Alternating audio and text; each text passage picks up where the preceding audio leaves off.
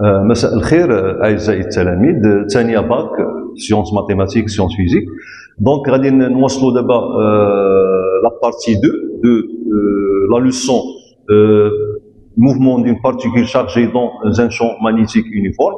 La première partie, donc كنا درسنا le mouvement de la particule dans la base de Freinet. وبينا بلي لو موفمون اي سيركولير يونيفورم. اوكي، وكنا بينا ايضا بلي لو موفمون اي بلون. دابا غادي نوليو نبينو من جديد بلي لو موفمون اي بلون سيركولير يونيفورم، ولكن اون étudiant لو موفمون دون ان repère كارتيزيان. الوغ باش نوصلوا للهدف، الوغ خصنا نحدو اولا لي زيكواسيون ديفيرونسيال دو موفمون، ومن بعد لي زيكواسيون اورير. Donc, à partir des équations horaires, l'équation de la trajectoire. Donc, l'équation de la trajectoire, il a établi la nature de la trajectoire. Ok, on va voir le mouvement uniforme. Donc, on va نعتمدوا على نفس الطريقة اللي نهجناها في la partie الأولى، وهي أن la puissance de la force de Lorentz unie. Ok. Bon, alors les conditions initiales. Alors, on a la particule Q de charge Q et de masse M. Ok. Pénètre dans un champ magnétique B uniforme. Ok. Du point O à la vitesse V0. Ok. Alors, le point O étant choisi comme origine du repère orthonormé O X, Y, Z. Et le champ magnétique B donc est porté par l'axe des Z, ok, et B donc égale à BK, et c'est un vecteur sortant du plan du tableau.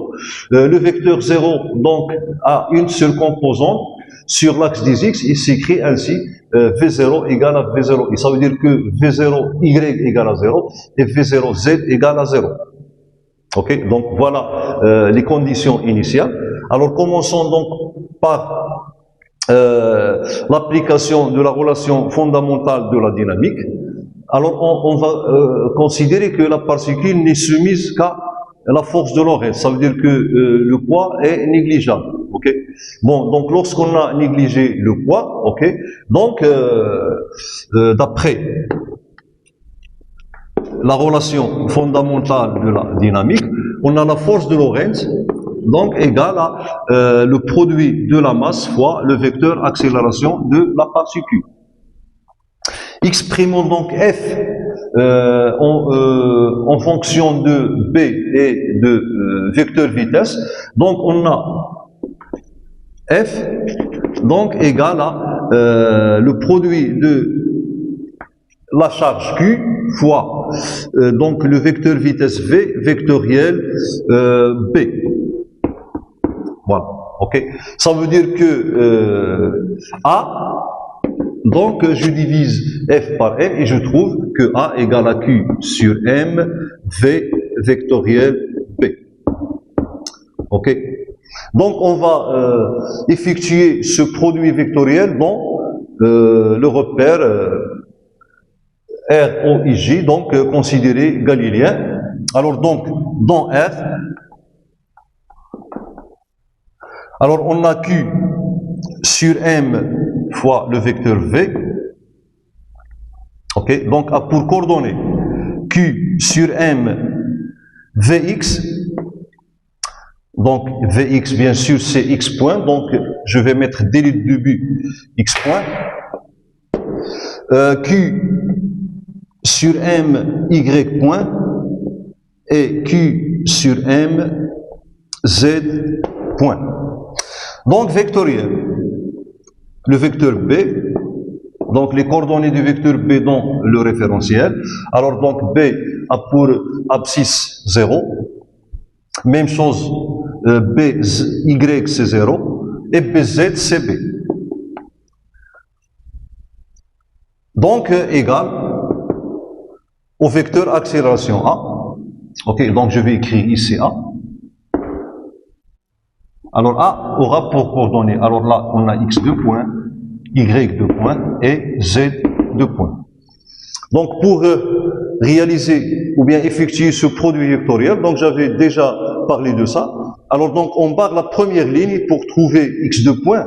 Donc je barre la première ligne, ok, et je fais la multiplication de y, ça veut dire q sur m y point fois b, moins q sur m z point fois 0. Il reste q sur m b y point. Donc pour trouver y de point, alors je barre la deuxième ligne. Voilà. Et je commence toujours par les abscisses. Ok. Alors les abscisses, donc je commence par qm z de point fois 0. Ok. Donc toujours je suis يعني كنتبع واحد l'ordre. Ok. Donc q sur mz point fois 0. Ok, c'est 0. Moins q sur m y point fois b. Donc égal à moins q sur m b.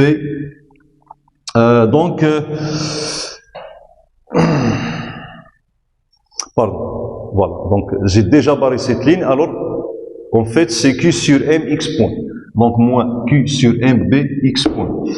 Et donc z point, 2 points, donc je barre cette ligne et je commence par q sur m x point fois 0, c'est 0, moins q sur m y point fois 0, c'est 0. Donc z2 point égale à 0. Donc voilà les coordonnées du vecteur A dans notre repère. Ok. Donc ce sont les équations différentielles. Alors ces équations différentielles x2 point y2 point sont fonction de y point x point. Alors on va voir la méthode pour exprimer x2 point en fonction de x, ok, ou bien x point. On va voir ça. Donc là on va commencer par montrer que le mouvement est plan. Donc on va intégrer z2 point. Ok. Donc lorsqu'on intègre z2 point, on trouve z point donc qui est égal à donc z2 point égale à 0. Ça veut dire que z point égale à une constante, ok, et cette constante n'est autre que vz0 qui est égal à 0. Ok. Et en intégrant z point une autre fois, intégration, donc z point, donc ce 0 là, donc l'intégrale de 0, ça va donner z égale à une constante qui est z0 qui est égale à 0. Et on voit que z donc ne varie plus au cours du temps, ça veut dire qu'il n'y a pas de mouvement sur l'axe des z. Ça veut dire que la charge reste constamment sur le plan OX, Y. Donc le mouvement est plan, s'effectue sur le plan OXY. Alors, il nous reste maintenant à déterminer les équations horaires x de t et y de t. Donc, je vais nommer cette équation par 1 et cette deuxième équation par 2.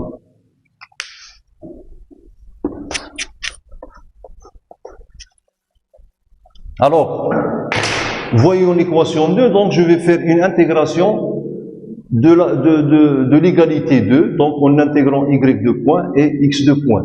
Donc 2, lorsqu'on effectue son intégration, ok, alors y2 point, ça donne y point plus vz0, et vy0, et vy0 égale à 0, ok, at égale à 0, vy0 égale à 0. Donc il reste y point égale à l'intégrale de ce terme, c'est moins q sur m bx plus x0. Alors x0 à t égale à 0, c'est 0. Ça veut dire plus une constante, et cette constante n'est que x0, et à t égale à 0, x égale à 0. Donc voilà, donc y point égale à moins q sur m bx. Et on voit ici qu'on a y point. Donc je vais substituer y point par son expression. يعني غادي نعوض هاد y point بهاد l'expression ديالها.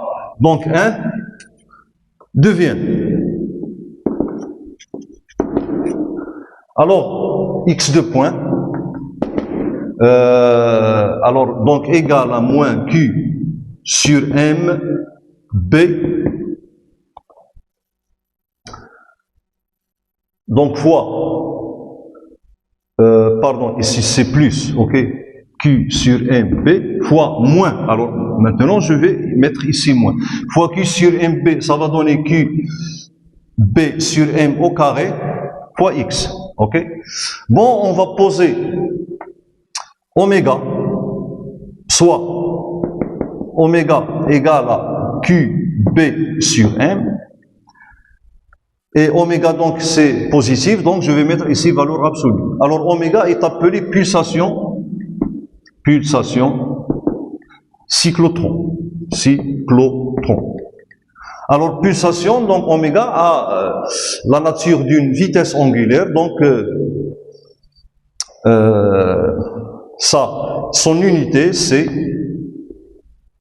radian seconde moins 1.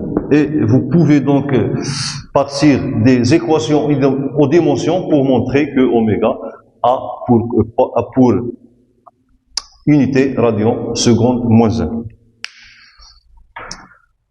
Alors donc, on va trouver quoi? Que donc x de point égale à moins oméga carré x, ça veut dire que ainsi x de point.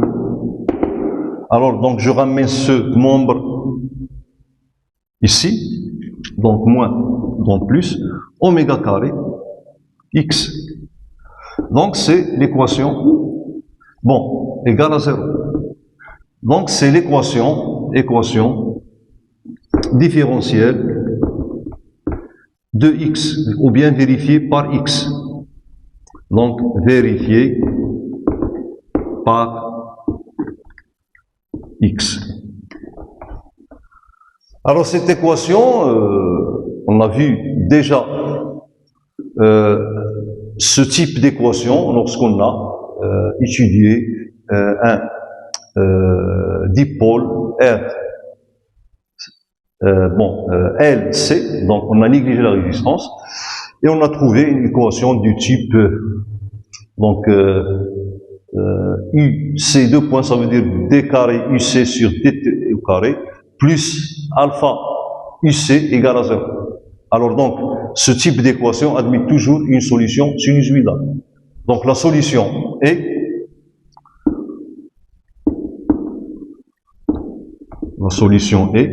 donc x de t égale à xm, ça veut dire l'amplitude xm, cosinus oméga t plus phi. Ok? Alors nous, on a trouvé la solution de UC de t égale à donc UC max cosinus 2pi sur t0. Ça veut dire que oméga, ok? Donc oméga égale à 2pi sur t. Et t est la période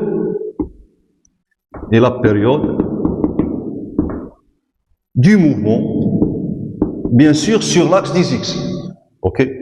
Ou bien la période des oscillations. Ok, en fait, la particule n'oscille plus. On va voir le type ou bien la nature de son mouvement. Donc t est la période du mouvement.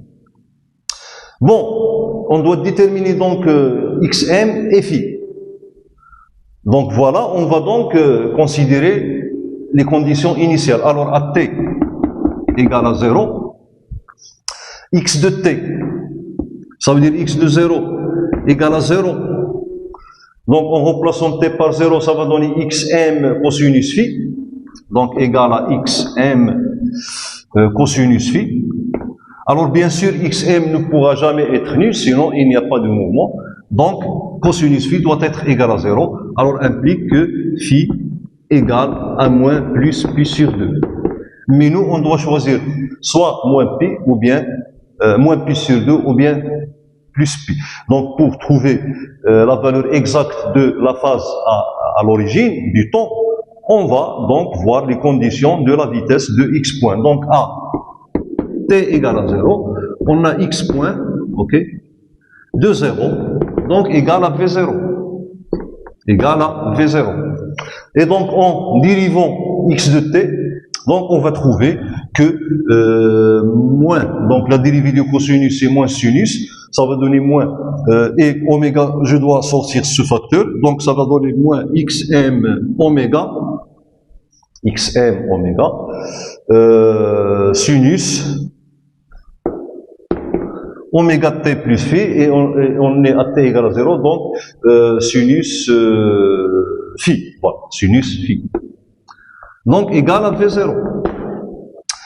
Donc V0, bien sûr, il est positif. Ça veut dire que sinus phi doit être négatif. Alors ici, avec le moins, pour trouver une valeur positive. Donc sinus phi est négatif, et on doit choisir entre moins pi sur 2 et pi sur 2. Donc ça veut dire que phi égale à moins pi sur 2. Ok? Donc ainsi, on trouve que phi égale à moins pi sur 2. Et quoi d'autre? Et xm donc sera égal à V0 sur oméga. V0 sur oméga. Alors donc, x de t va s'écrire ainsi. X de t. Donc, c'est xm, c'est V0 sur oméga. V0 sur oméga. Cosinus oméga t plus phi. Donc, moins pi sur 2. Donc, cosinus oméga t moins pi sur 2, ça va donner sinus oméga t. Et V0 sur oméga, donc on va exprimer oméga en fonction de la valeur absolue de QB sur M. Donc, ça va donner x de t, finalement, égal. Donc, V0 sur oméga, donc c'est la valeur absolue, pardon, c'est V0, alors oméga, donc Q, B, sur M, donc M se retrouve au numérateur, oméga, pardon. Donc je veux écrire ici M, donc je commence par M, V0, cosinus, sinus, oméga T. Donc voilà l'équation de x de T. Bon, passons donc à déterminer l'équation différentielle de vérifier par y2 point. Alors nous, on a déjà trouvé, donc j'ai effacé la relation entre y point et x, donc on doit déterminer y. Alors on a déjà trouvé que, voilà, on a trouvé que y point, ok, donc égal à moins. Alors, QB sur MX. Donc, c'est ce qu'on avait trouvé à partir de ce qu'on a vu précédemment. Donc là, on va donc effectuer une intégration. Ok. Ça veut dire que Y donc sera égal à moins QB sur M. Ok. Donc, moins QB sur M. Donc, l'intégrale de x de t. Donc, l'intégrale de x de t, donc là, j'aurai M V0 sur la valeur absolue du QB. Donc, fois M V0 sur la valeur absolue du Q fois B. Ok. Et je divise par oméga. Et l'intégrale de sinus, c'est le cosinus. Donc, cosinus donc de oméga t, et je dois diviser par oméga. Alors, oméga, c'est donc 1 sur oméga, c'est Q, la valeur absolue du Q, B, par M. Donc, là, j'aurai au carré tout simplement. Je vais mettre au carré ici. Voilà. Alors, pour être plus clair, voilà, donc, la valeur absolue du Q, B, donc le tout au carré, ok, fois V0, donc je vais mettre ici V0, moins. Bon, donc ici, donc je peux donc simplifier par B. Alors là, ici j'ai la valeur absolue Q au carré, ok. Donc je peux mettre donc Y égale A. Donc M carré sur M, elle reste un M, donc M V0 divisé par, ok. Alors donc j'ai ici B au carré et là B, donc ici j'aurai B. Et là, donc, j'aurai, voilà, donc ici Q, divisé par Q au carré, parce que la valeur absolue de Q égale à Q au carré tout simplement. Ok. Donc je simplifie par Q. Et ici, je trouve Q.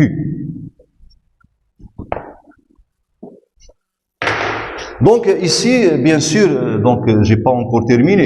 Donc là, on a intégré X, alors là, j'aurai une constante que je vais noter tout simplement C.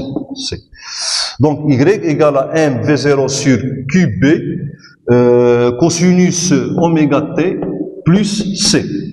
Donc on doit déterminer la constante C pour avoir l'expression de Y définie.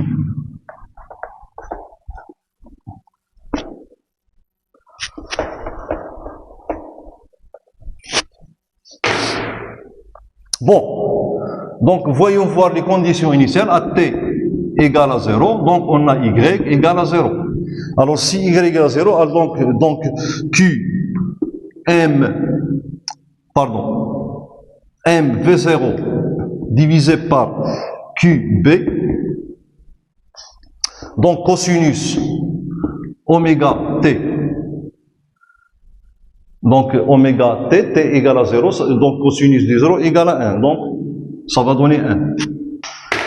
Moins c égale à 0, pardon, plus c. Donc ça va donner c égale à moins m v0 sur qb. Et finalement, donc je trouve y de t égale. Alors ici, je vais factoriser par m v0 sur qb, m v0 sur qb, facteur. Ok? Donc il reste ici cosinus oméga t moins 1. Alors voilà l'expression de y de t.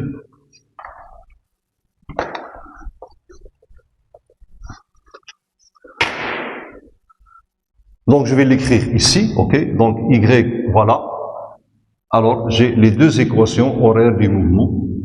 Donc y de t égale à m v0 sur qb, facteur de cosinus oméga t moins 1.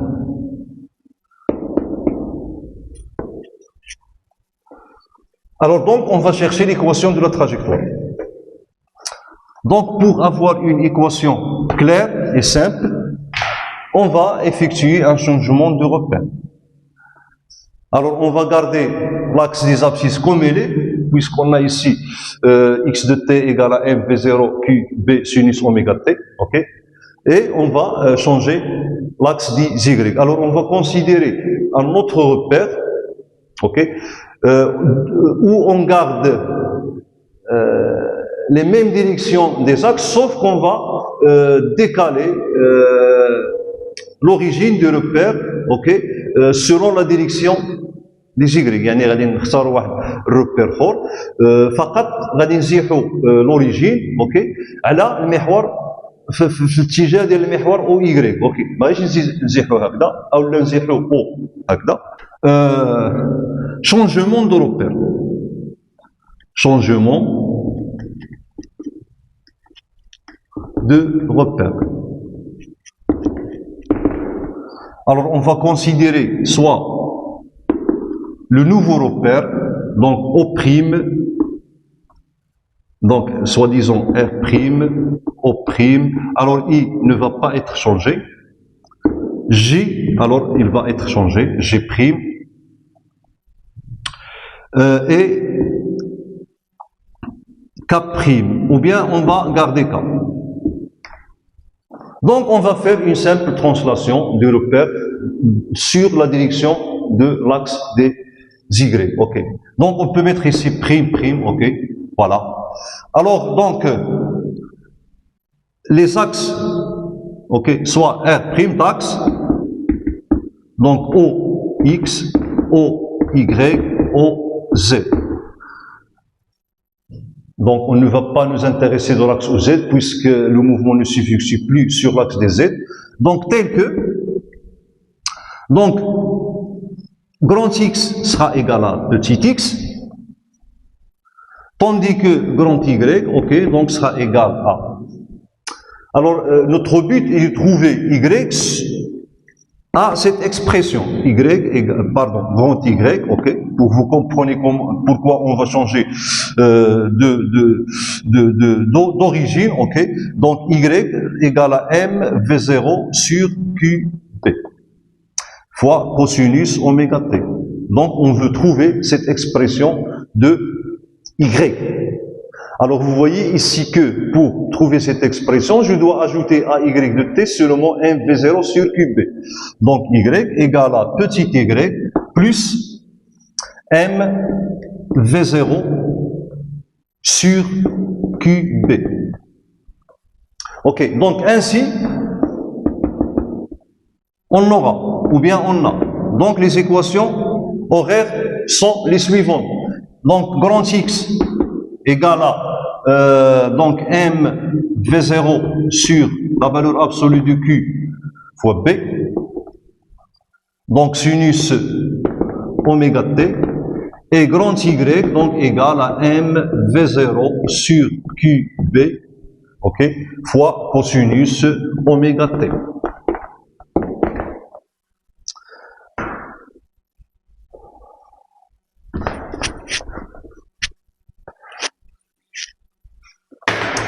Alors donc on va diviser x par m v0 sur qb, il reste ici sinus oméga t.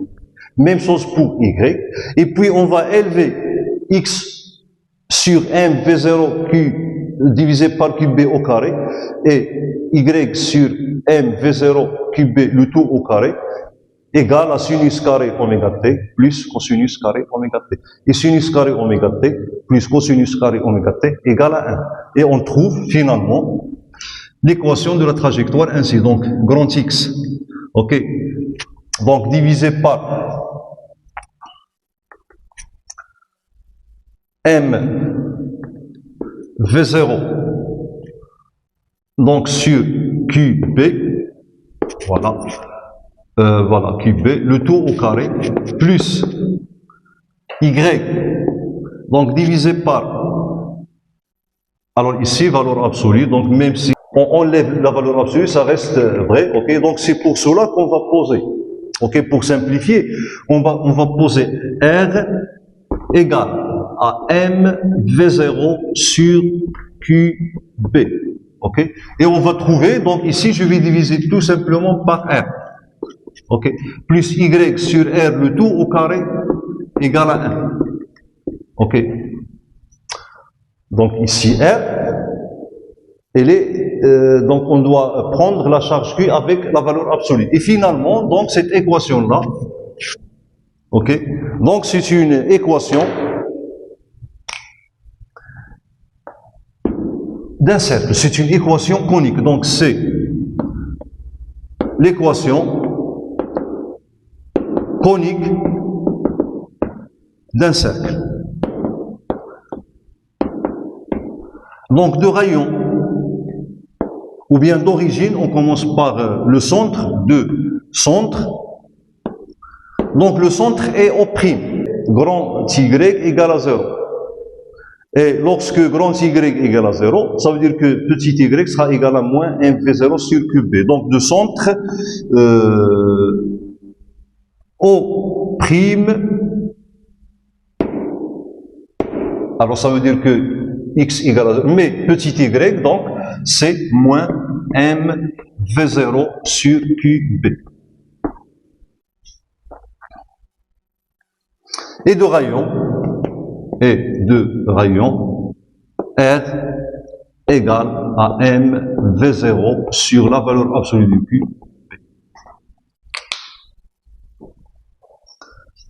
Donc, on va représenter la trajectoire dans le repère. On doit distinguer deux cas. Alors, voilà le repère.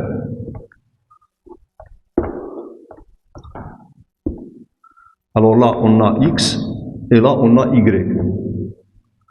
Et là, on a l'origine O. Alors, donc, si la charge, alors voilà donc B, sortant, ok, V0. Donc, on a deux cas.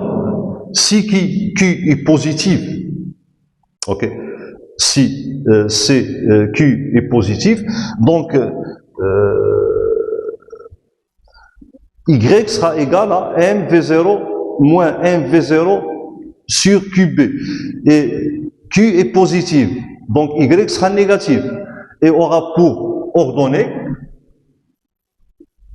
donc grand Y, ça veut dire au prime se trouve de ce côté-là, au prime.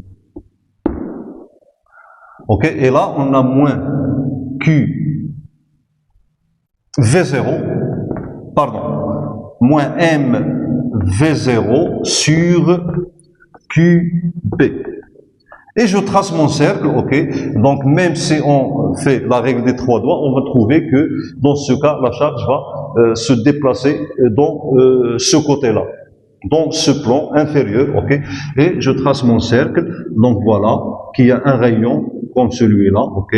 Donc voilà, et là, voilà. Donc voilà la trajectoire. Ok, voilà. Ok, donc voilà V0, ça veut dire que la charge tourne à la vitesse angulaire oméga et à la période t qui est égale à 2pi sur oméga. Donc si Q, alors là on a Q est positif. Alors donc si Q est négatif, donc au prime va se trouver, alors donc moins avec Q négatif, ok, donc l'ordonnée de grand Y sera en haut, ok. Et voilà, donc on a le même cercle, sauf que ce cercle se trouve au-dessus de l'axe OX. Voilà. Voilà. Ok. Donc ici, au prime, là, CQ, elle est négative, et le rayon, c'est moins M, pardon. L'ordonnée de O prime, ça veut dire grand Y, sera égal à moins M V0 sur QB. Il est positif. Donc voilà, on a montré que le mouvement est circulaire uniforme, donc est circulaire. Pour montrer que le mouvement est uniforme, donc on a deux possibilités. V, donc égal à x point I plus y point J. Ok. Donc en dérivant x de t, y de t, et en calculant la norme de V qui est égale à racine carrée de x au carré plus y au carré, donc on va trouver égal à 1. Donc vous pouvez faire ce travail, c'est simple. Pardon, je trouve que V égale à une constante, et j'en déduis que le mouvement est uniforme. Ou bien, en précédant par le fait que la puissance P de la force de Lorentz F, V égale à 0, et je trouve que F, donc perpendiculaire à V, ok, ça veut dire que F est normal à la trajectoire, et si la force est normale à la trajectoire, donc le travail de F égale à 0. Donc j'avais parlé de ça la dernière séance. Donc si le travail de F égale à 0, en appliquant les théorèmes de l'insinétique, donc la variation de l'insinétique égale à 0.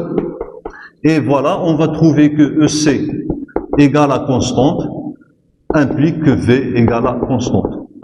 Donc on a deux façons de montrer que le mouvement est uniforme. Alors donc c'est tout, merci pour votre attention, ok, et à la prochaine vidéo.